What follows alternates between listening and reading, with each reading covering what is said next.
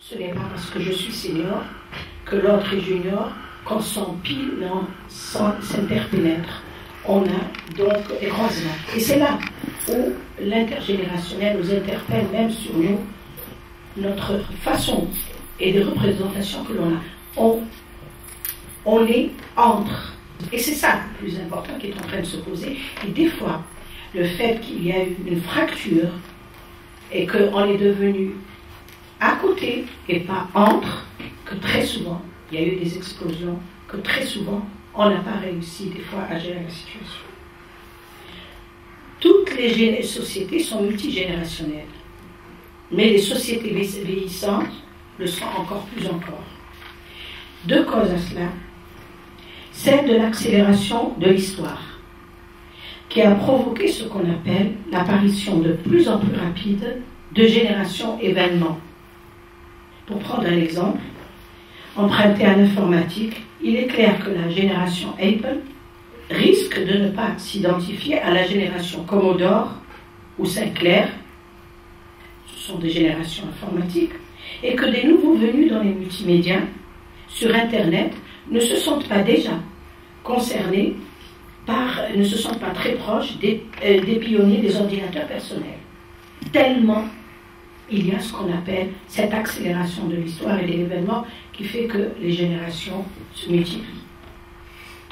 La seconde cause, se rapportant à cette dimension verticale de l'intergénérationnel, est la profonde révolution épidémiologique qui a permis de remarquables progrès de longévité.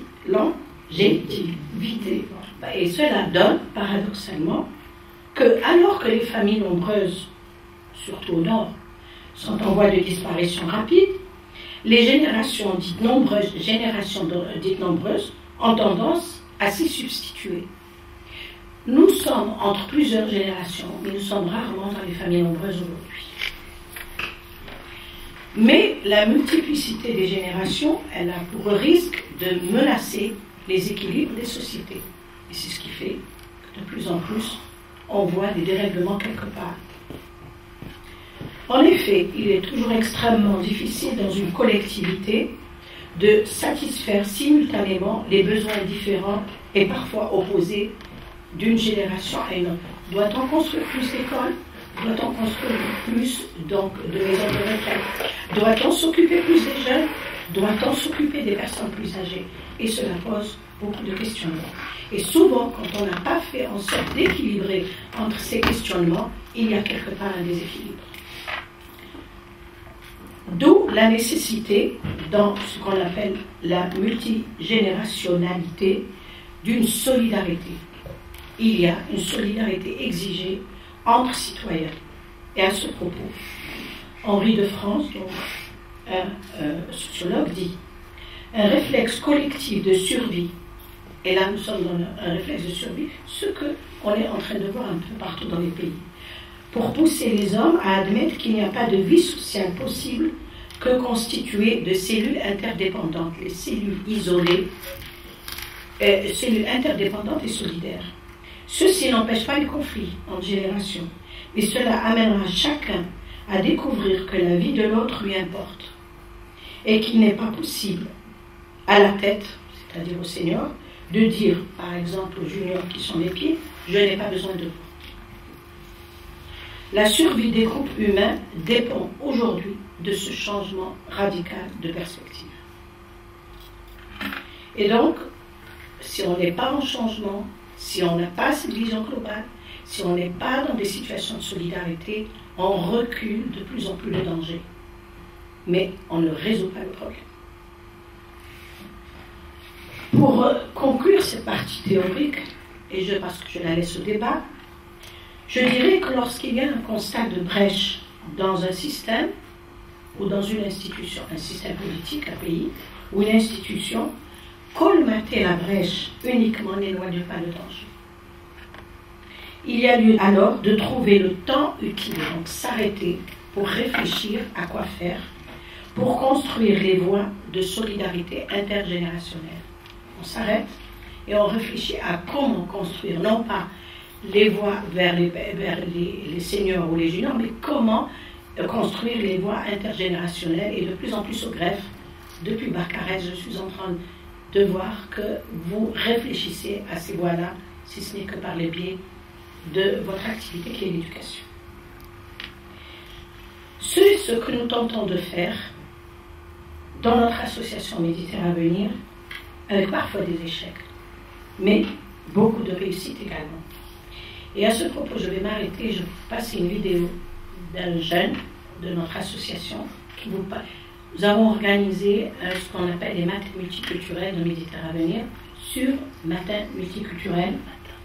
Et nous faisons ça tous les 2 mois sur un thème donné. Et nous avons fait un sur l'intergénérationnel. Et puis, il y a un jeune de notre association qui est en train de dire ce qu'il pense et ce qu'est pour lui l'intergénération.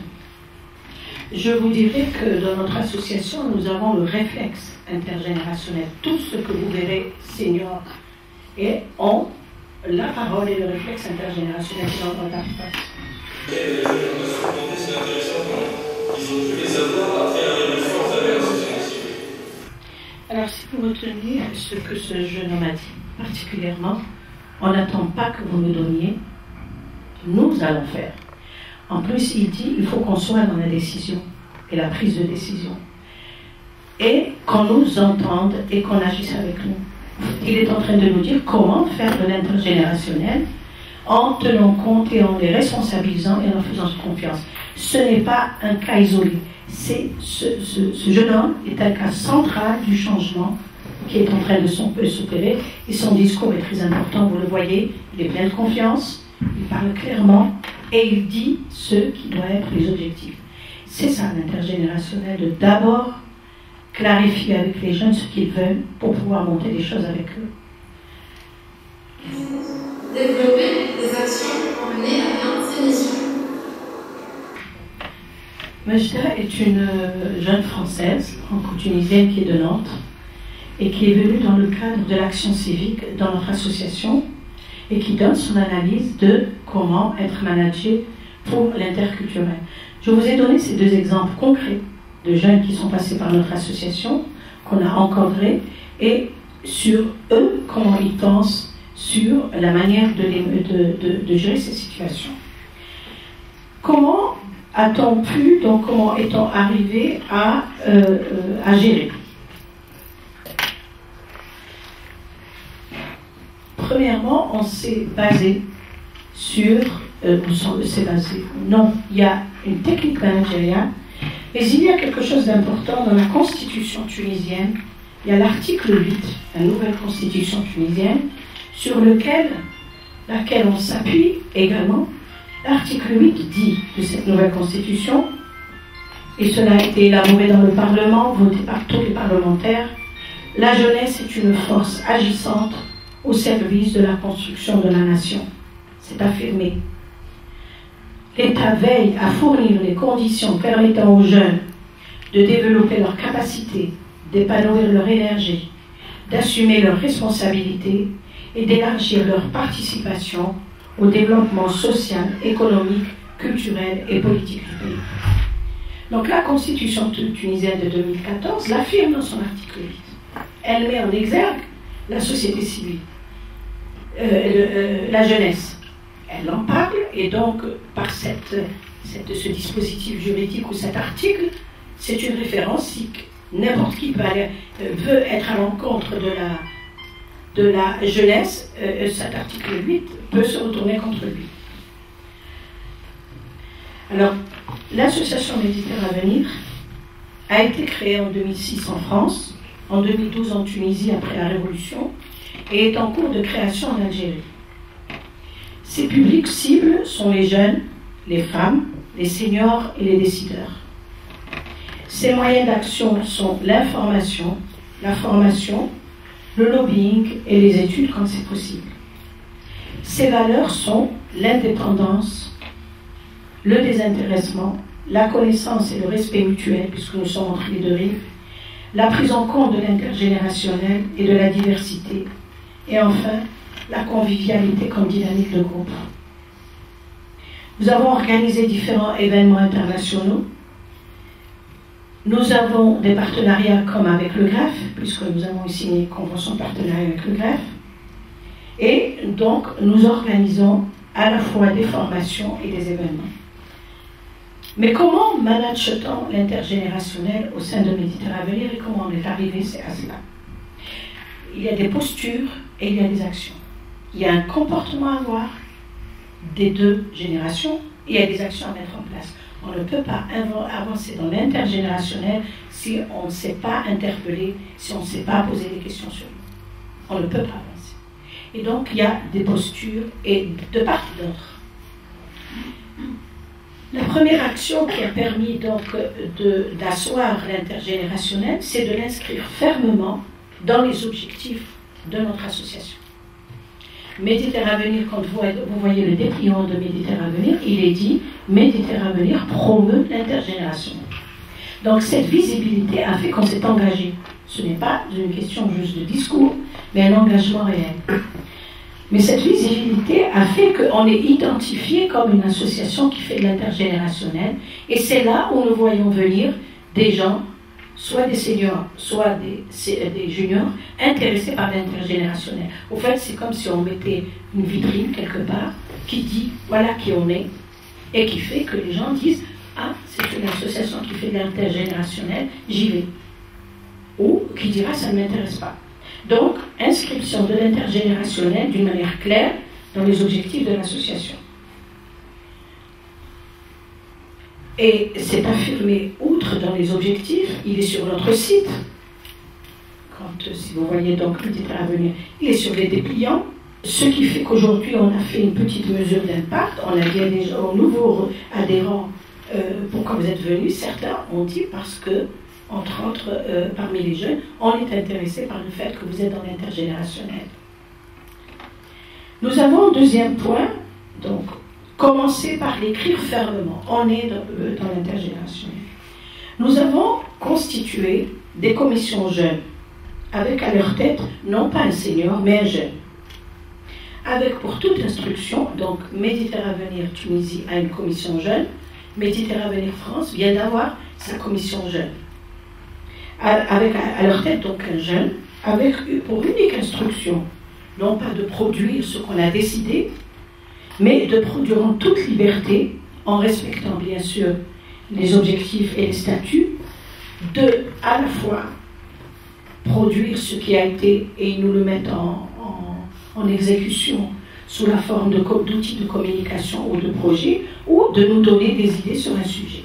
Et là, je reviens de Chambéry, où nous avons organisé, nous sommes en train d'organiser une action commune, mais la commission Jeune Méditerranée Avenir et les étudiants de l'université de Chambéry, les étudiants du master Action Humanitaire, d'organiser ensemble un programme commun pour venir participer ensemble au Forum social mondial de Tunis, qui se passe du 24 au 28 mars. Nous leur avons seulement dit, mettez-vous ensemble, et sur le sujet de l'emploi des jeunes dans l'espace méditerranéen. Comment voyez-vous l'emploi? On leur demande de travailler, on ne rentre pas par plus d'instructions. Et donc on les laisse libres de travailler sur ce sujet. Ils n'ont qu'à à la fin nous le proposer pour éventuellement réajustement, mais nous ne nous émissons pas sur leur manière de travailler. On les a juste mis ensemble. Et c'est ainsi qu'on s'est aperçu qu'ils produisaient. Ça, quand il s'agit de produire quelque chose de nouveau. Mais dans le cas, par exemple, de Mejda qui a parlé, elle est venue, elle a trouvé un plan d'action à Méditerranée Avenir, et nous lui avons montré ce qu'elle pouvait faire. Je ne m'attendais pas, mais cette fille m'a donné tellement d'idées, parce que je l'ai libérée, que finalement, ce qui pour moi était clair, était devenu foisonnant par la suite. Elle nous a fait surtout des études de communication extraordinaires, qui a fait que finalement, à la fin, on ne lui donnait que le titre de la chose et on l'a laissé faire. Troisième point, bien sûr, vous l'avez entendu, elle a dit, il s'agit d'encadrer et de coacher les jeunes. Parce que c'est bien de les laisser produire, mais souvent il y a beaucoup d'inexpérience et que des gens, au sein de notre association, nous sommes actuellement deux, moi-même et la dame que vous avez vue, Zainab Arteya, plus un troisième monsieur qui, on sait, ce sont les coachs des jeunes. Et quand il y a une question ou il y a quelque chose à faire, ils viennent vers nous, on les coach et on les encadre, sans pour autant être 24 heures sur 24 avec eux. Puisqu'il y a des moyens de travailler par Skype, de travailler avec notre... de travailler dans nos réunions. Donc, troisièmement, mettre à la disposition de cette commission jeune des coachs, des gens relativement disponibles, pas forcément 24 heures sur 24.